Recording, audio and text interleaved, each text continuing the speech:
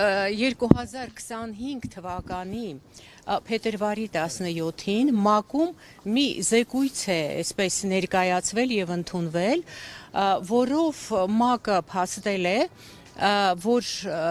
դատավարությունները Բաքվում իրավաչափ են, հատկապես Ռուբեն Վարդանյանի նկատմամբ իրավաչափ են այդ զեկույցները։ Հետագայում պարզվել է իմ մասնավորի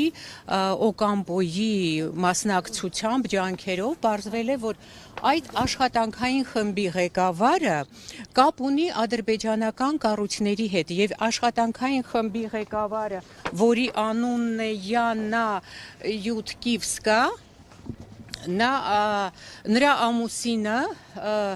Ուկրաինայում գտնվող Սոկար ընկերության հետ կապ ունի եւ արմատներով ինքը ադրբեջանցի է, ճիշտ է, երկար ժամանակ ապրում է Ուկրաինայում, բայց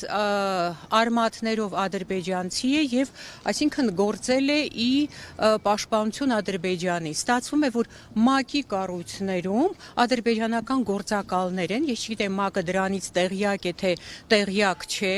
այսինքն անարդարություն է տիրում, անաչառ են իրենց զեկույցներում։ Այդ է պատճառը մենք այսօր եկել ենք ՄԱԿ-ի գրասենյակի առջև մեր բողոքը արտահայտելու, որպեսզի իրենք մաքրեն իրենց կառույցները, ավելի արդար լինեն, անաչառ լինեն եւ ինչ որ խնդիր քննարկելուց ավելի խորանան այդ խնդիրների մեջ, այլ ոչ թե հենց այսպես զեկույցներ հայտարարեն։ Այս սրա մասին է այսօր մեր բողոքը։